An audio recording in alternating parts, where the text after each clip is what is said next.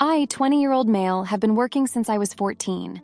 I grew up very poor and watched my dad work 2 jobs to make ends meet. My first job was at Publix, working 15, 20, maybe 25 hours a week. But my dad made sure I saved all my money unless I wanted a new video game or a pair of shoes. But he still wouldn't let me splurge like I wanted. He paid for all my food and phone bill until he passed away when I was 16. I started working at a restaurant, and the manager gave me a lot of hours. I would clock in at 9 a.m. as a prep cook and then clock in at 4 p.m. as a busser. I wouldn't clock out until like 11, 12 p.m. I was making at least $800 a week during the summer as a 16-year-old. It was great. I saved up about $3,000 that whole summer. Then when I would leave school, I would clock in from 4 p.m. to 10 p.m. and work the rest of my shift under the table. I saved up at least $5,000 through the whole school year. I was always very frugal with my money and never cared for the nicer clothes. I still dress nice, but have no desire to wear designer clothes. Well, now that I have been working full-time for the past 2-3 years, I have roughly $30,000 more or less. I started dating my girlfriend 2 years ago, and I always say I'm broke when I have less than $500 in my checking account. I'm not necessarily saving up for anything because I live with my sister, and she doesn't make me pay any bills except for the light bill, my phone plan, and the stuff that I want. My girlfriend doesn't have as good money management as I do. Whenever she gets sad, she likes to engage in retail therapy. I've never understood why, but her parents spoiled her growing up, so I figure that plays a part, but oh well, everyone has their own ways of dealing with sadness, and that's hers. Well, she was asking if I could send her like $200, $300 for something, won't disclose what, and I told her to send it to her through my bank. I didn't think she'd go through my whole bank app and click on my savings, but she saw I had $2,500 in my checking and went to my savings.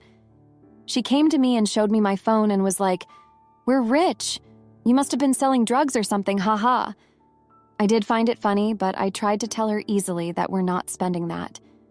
And she then thought about it and looked at the transactions over the years and added it all up and was like, "You never mentioned anything about this account." I said, "Because that money isn't wealth.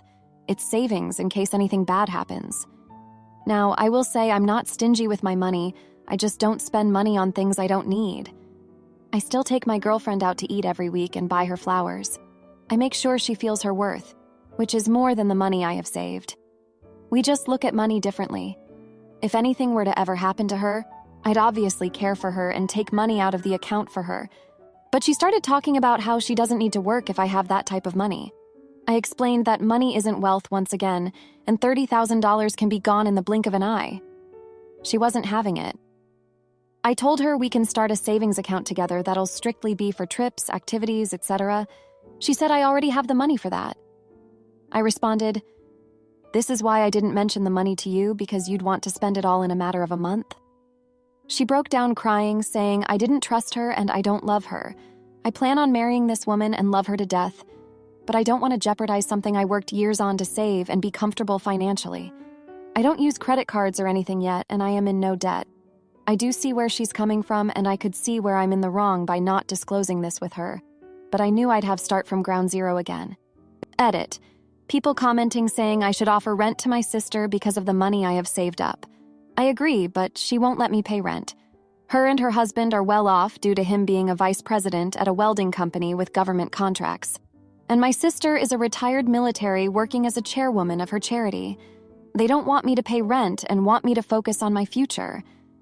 Also, to the comments questioning why I have only $30,000 saved up. I pay for most of my big purchases outright as I don't like acquiring debt. Update. On a different note, I will be taking my girlfriend out to eat on Saturday per her request, as she wants to talk about everything that transpired, so I will update most likely on Sunday or Monday. Thank you everyone for your advice, it's greatly appreciated, and I will be taking it all into consideration. Another update. Good morning to all you lovely gents and ladies. I'm up early this morning because it was a stressful night and I couldn't get comfortable to save my life. My girlfriend and I decided that we're going to take a break. I was trying to not let the outside influences influence me, but I noticed she ordered a lot more food than she usually does and didn't even take a bite of some of it. Her excuse was, "You're fine. It was only $150 for both of us." That was my eye-opener. So I paid, with a generous tip. But I saw a lot of comments saying she already spent that money in her head, or she will drain it slowly but surely until it's all gone. I hate that money was the reason for us breaking up, but a lot of people were saying facts I couldn't ignore. Her whole attitude changed with me and felt like she was Elon Musk's wife. I told her at the table after we ate, "I still love you and will always care about you, but you need to grow up a little bit before we get back together." She started crying and left. I then received messages from her mother asking if I'm seeing somebody else because this is out of the blue for someone like me. I don't know if she's saying I shouldn't be able to leave her daughter rather than her daughter is supposed to leave me, but I didn't even respond back. I don't care for the drama nor for the arguing which is happening with my girlfriend. Sorry, ex-girlfriend. I was told I'm just like my dad, a bum, a sorry butt loser, etc. I could keep going, LOL. I'm none of those things. I might be a little bit untrusting, but I haven't even really responded to my ex with anything but "yes, ma'am," or "you're right." I don't feel like I'm the bad guy because I'm not fighting for a relationship that is now seen as dollar signs. But to everyone who said I was the jerk, I see where you're coming from, and I'll learn to be more transparent about not being broke rather than not spending that money. I just think it's rude to say I have the money, I just don't want to spend it. I'll think of ways to say that without saying that. Now, to everyone who said I should give my sister rent money, I swear I'm not selfish and just being greedy with my money. Whenever her kids and I go to Walmart, I tend to always get them a toy. Last week, I bought them a Lego set, probably not a good idea because they're 1 and 3 years old. But hey, as long as they are having fun and don't swallow them, we're good. But I buy everyone things, even if they're not the most expensive, they're all sentimental. I just bought my brother-in-law and I matching Team USA basketball jerseys because we're both hyped for the Olympics. They just don't want me to pay rent, and I'm not going to argue with them about that, but I still buy them stuff as well to make up for that. To everyone who said leave her, y'all were right. I hate to say it, but money is all some can see when they have seen it. She was blinded by a make-believe life of luxury I don't have to offer. I'm not saying she's a gold digger or a bad person, just immature and young. I'm also going to take the advice of putting it in a different account I can earn interest on to keep up with inflation. I thank everyone for their advice and prayers. It was much needed, and I hope to everyone who has a nice penny saved up to keep grinding and scratching your way to the top. I hope to see y'all there one day. Now, for a few comments before the update. Comment 1. Not the idiot. I am sorry, but with time, I think you are going to realize that you are worlds ahead of this girl. If you share this money and change your plans with her, you will regret it your entire life. And if she can't accept that your hard-earned money is yours and your future's, then what bigger red flag is there? Do not ignore reality. This is an opportunity to see what type of person and partner she is. Try to have an adult discussion with her and reason with her and see what type of life partner she really is. Good luck. Comment 2. BRO, WTF. She's not your wife, so she has no issue with your bank account. Girlfriends must not involve themselves in your personal money. Also, you are 20 years old. Come on, bro. My personal suggestion, leave her. She throws away money like it's nothing, and you save as if there's no end. It's a matter of time before she spends more money or asks you for more money, like brand clothes and many more. She could also steal your money from your bank account. Now for the update. Hey everyone, thanks for all the comments and support on my last post. It's been a busy few days since then, and I've got quite the update for you. So after the whole fiasco with my girlfriend finding out about my savings, things were pretty tense between us. We decided to go out to dinner on Saturday like we planned, hoping to clear the air and talk things through. Well, let me tell you, it didn't quite go as I'd hoped. We got to the restaurant, and right off the bat, I noticed she was ordering way more food than usual. I'm talking appetizers, entrees, and desserts galore. When I asked her about it, she just shrugged and said, "You're fine. It was only $150 for both of us." That's when it hit me. She was already spending my money in her head. I paid for the meal and left a generous tip, but I couldn't shake the feeling that something had fundamentally changed between us. All those comments on my last post about her draining my savings slowly but surely kept ringing in my ears. I knew I had to do something. So, right there at the table, I told her, "I still love you and will always care about you, but you need to grow up a little bit before we get back together." She burst into tears and stormed out of the restaurant, leaving me sitting there alone.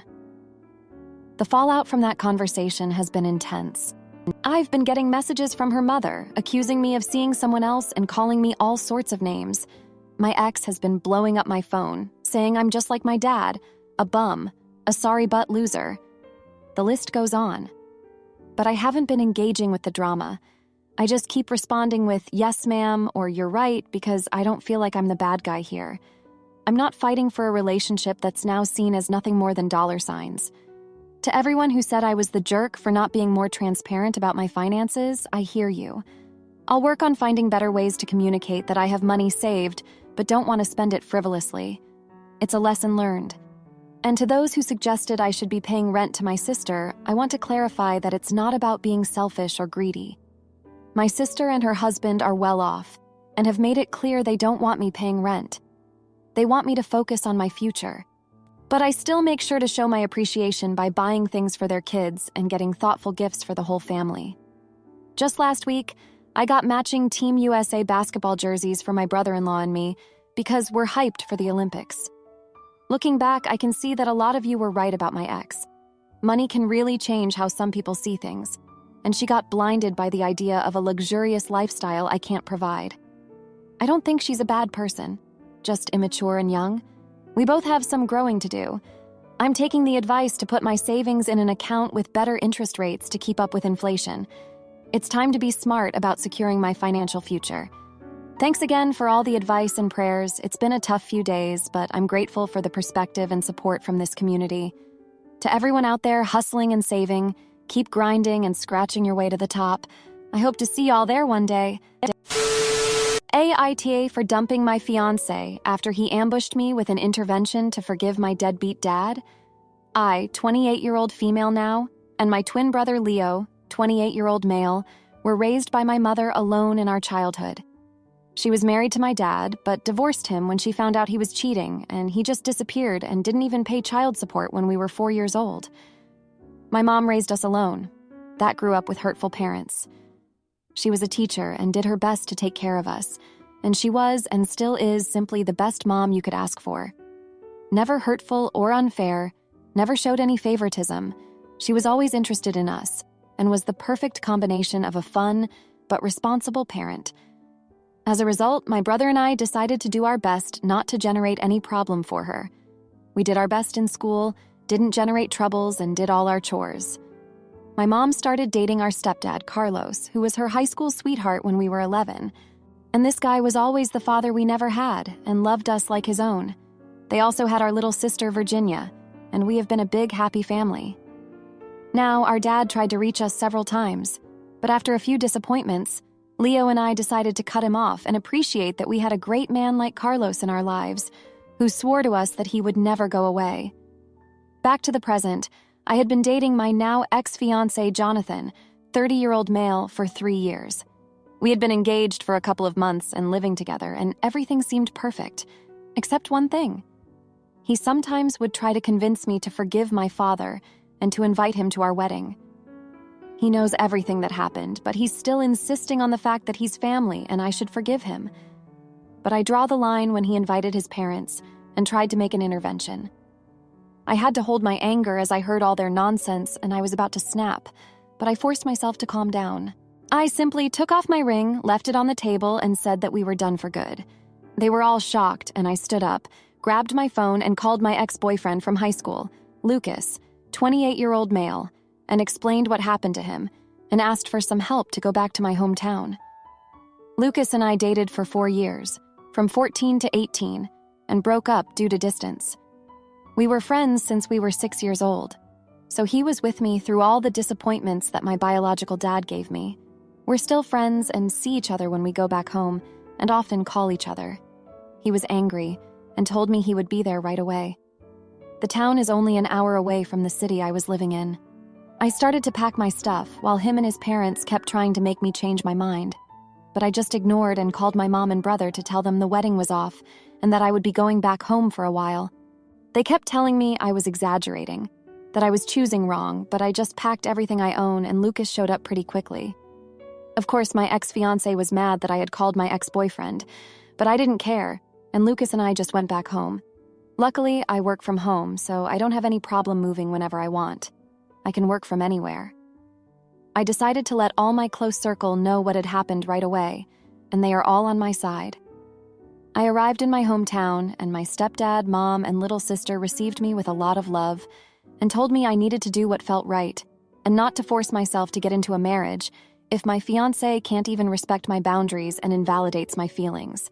Lucas said that I deserve someone better and to try to focus on moving on. However, Jonathan's friends and family are still berating me for breaking up with him in front of his parents and leaving with my ex just like that. But in my defense, he didn't give me a choice. Part of me is thinking they're only doing it because they're his family and friends. But part of me is starting to believe that maybe, yeah, I handled things wrong. I don't regret breaking up with him. It hurts. But it just feels better like this. But maybe I was too harsh. I don't know, am I the idiot? Now for a few comments before the update. Comment 1. Not the idiot. You handled that amazingly, and I wish I had your backbone. How dare he say he was embarrassed when he and his parents got together to pressure you to do something you didn't want to do. Let it be a lesson to him and his friends and family. Don't bully the person you say you love. Comment 2. Not the idiot. The fact your now ex would stage an intervention using his parents against you is a huge sign of things to come. Is this how he would handle other disagreements? Where you should live, how you raise your kids, etc. Now, for the update. Hey everyone, thanks for all the comments and support on my last post. It really means a lot to me. I'm using a throwaway account because my friends follow my main one. And sorry if my English isn't perfect, I'm from Argentina. So it's been 2 weeks since I broke up with Jonathan, and a lot has happened. After I left with Lucas, we spent a lot of time catching up and reminiscing about old times. It felt so good to be around someone who truly understands me and what I've been through with my biological dad. Lucas has always been there for me, even after we broke up. A few days after I got back home, Jonathan showed up at my mom's house unannounced. He was begging me to take him back and saying he was sorry for pushing me about my dad. But I just couldn't do it. I told him that I needed someone who respects my boundaries and feelings, and he clearly wasn't that person. He got angry and started yelling, saying I was being unreasonable and that I'd never find anyone better than him. My stepdad Carlos had to step in and tell him to leave. After that, I threw myself into work, trying to distract myself from everything. But Lucas kept checking in on me, making sure I was doing okay. We started hanging out more and more, going on hikes and watching movies together like we used to. It felt so natural and comfortable being around him. One night after a few drinks, Lucas and I ended up kissing. It just sort of happened in the moment. But as soon as it did, all these old feelings came rushing back. I realized that I never really got over him, even after all these years. We stayed up all night talking about it and decided to give our relationship another shot. When I told my mom and stepdad, they were a bit surprised but supportive. They've always loved Lucas and thought we made a great couple. My brother Leo was happy for me too, but he did warn me to be careful about jumping into another relationship so soon. Over the next week, Lucas and I were practically inseparable. It was like no time had passed at all. We even started making plans for the future, talking about moving in together and maybe even getting married someday. I know it was fast, but it just felt right. But then, something happened that changed everything. I found out that Lucas had been keeping a secret from me. Apparently, a few months ago, he had gotten a girl pregnant during a one-night stand. He said it meant nothing, and that he was going to be there for the baby, but he didn't want anything to do with the mother. I was shocked and heartbroken. How could he keep something like this from me? Especially when we were talking about our future together. I felt so betrayed and foolish for trusting him again. When I confronted him about it, he got defensive and said it wasn't a big deal, that he was still the same person and that it didn't change how he felt about me. But I just couldn't get past it. I told him I needed some space to think, and that I wasn't sure if I could do this anymore. Since then, I've been a mess. I cry myself to sleep every night, wondering how I could have been so stupid. I thought Lucas was my soulmate, the one person who would never hurt me. But now I don't know what to believe. My mom has been so supportive through all of this, reminding me that I'm strong and that I'll get through this. And Carlos has been a rock, always there with a hug or a joke to make me smile. Even Leo has been checking in on me more, in his own awkward way. I know I'll be okay eventually, but right now everything just feels so raw and painful. I gave my heart to Lucas and he broke it, and now I have to pick up the pieces and figure out how to move on. Anyway, thanks for listening to me ramble. Writing this all out has actually helped a bit. I'm going to take some time to focus on myself and heal, and who knows, maybe someday I'll find love again. But for now, I'm just taking things one day at a time. Thanks again for all the support. It really does mean the world to me. Ida for telling my friend she needs to get a job to support her daughter instead of relying on her unreliable ex. My friend has a 3-year-old daughter, and she is separated from her husband because he is hurtful and addicted to drugs and alcohol, and she is fighting for full custody.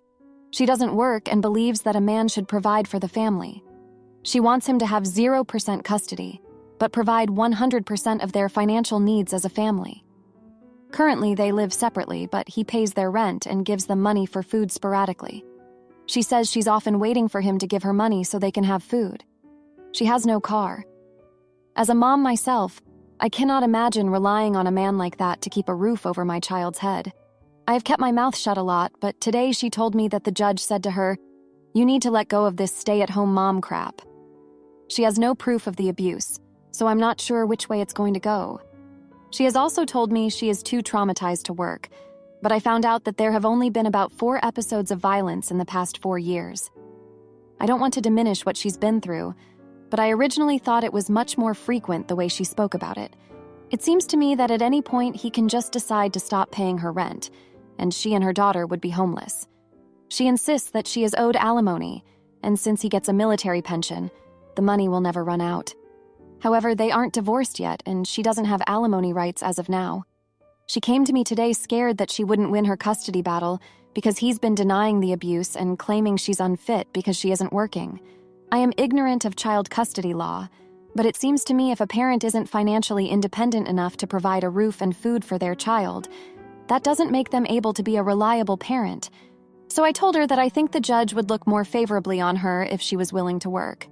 I told her I would be hesitant to grant custody to a parent that couldn't provide a stable home. I told her that she and her daughter are on the brink of homelessness, and it's not fair to her daughter. She got very angry and defensive and told me I had a different value system than her, and she believes men should be required by law to provide for mothers and children. She said even though she disagrees with my lifestyle as a working mom, she doesn't shame me for putting my son in daycare. It's hard to be friends with someone who continually wants to complain about their circumstances, but not do anything to help themselves. Should I just keep my opinions to myself? I have kept my mouth shut a lot, but today I expressed my opinion because I am genuinely scared that she and her daughter are much closer to homelessness than she'd like to believe. Now for a few comments before the update. Comment 1. Not the jerk, but your friend is completely delusional. Unless they were married more than 10 years, she will not be entitled to alimony for any amount of time. He will be required to pay child support if, and at this point it will be a big if, she can retain 100% custody. The judge gives 50-50. He might not be on the hook for much there. She doesn't get a job and look like a responsible parent. She might not get anything but visitation of her child. She needs to A, get with an attorney. There are lots of free options for her. And B, start doing the right thing to show the judge she is willing to be a responsible parent. This includes getting a job and making a home for her kid. My cousin's ex had the same ridiculous attitudes when they broke up about 15 years ago. She is still a weekend-only parent with her kid about to graduate high school. By the time she finally got off her butt and made an effort, the kid was too settled with dad only. She calls my cousin's new partner Mom. Do what you can to convince her that she needs to start adulting if she wants to save her relationship with her kid. Comment 2. Honestly, the world is about to slap her hard. You said your piece, you tried to warn her. Now she has to learn the old-fashioned way. If this relationship is important to you, I'd apologize for upsetting her and say you were only coming from a place of concern and hope things work out as she hopes. But don't give any more advice, just a sympathetic ear. Because there is going to be a lot of tears and anger coming up really, really fast on her end. Just because she believes things should be a certain way doesn't mean they are. And at the end of the day, if she doesn't have a job, then she is going to not only have to share custody with her ex, but also might get less custody of her daughter than her ex. Now for the update. Hey there, thanks for reading my update.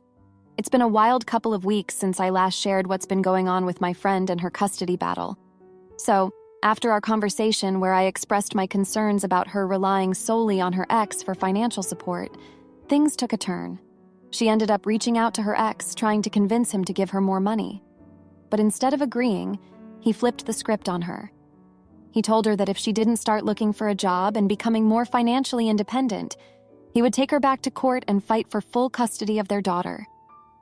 This really shook her up. She came to me in tears, realizing that her entire world could come crumbling down if she didn't make some changes. She confessed that deep down, she knew she needed to start working, but her fear and trauma had been holding her back. We had a long heart-to-heart, and she opened up about her childhood. Turns out her mom had been a stay-at-home mom too, and they had struggled financially. Her dad had been in and out of the picture, and she had always sworn she would never put her own child through that. But now, she was starting to see that by not working, she was actually putting her daughter at risk. Over the next few days, she started putting out feelers for jobs. It was tough at first, as she hadn't worked in years, and her confidence was shot. But with a little encouragement from me and some other friends, she landed a part-time gig at a local daycare. It wasn't much, but it was a start. Meanwhile, things with her ex were getting tense. He was still threatening to take her back to court, and she was terrified of losing custody. She knew she needed to prove to the judge that she was making an effort to become more financially stable. So, she made a bold move. She reached out to her ex's lawyer and offered to settle out of court. She proposed a joint custody arrangement where she would have primary physical custody, but he would get more visitation time in exchange for continuing to provide financial support until she could get on her feet. It was a risk, as there was no guarantee he would agree. But to everyone's surprise, he did.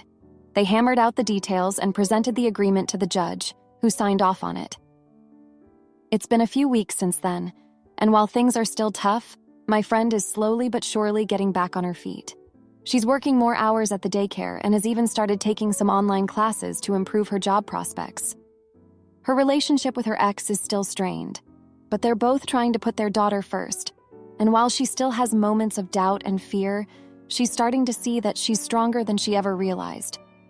Looking back, I realized that my tough love conversation with her was a turning point. It forced her to confront some hard truths and make some difficult decisions, but in the end, it may have been the push she needed to start building a better life for herself and her daughter. Thanks for letting me share this update with you. It's been a journey, but I'm hopeful that things will keep getting better from here. If you liked this video, you'll probably like these too. Also, while you're here, please consider subscribing. It's your support that keeps this channel alive and allows me to make better and longer videos. Have a great day.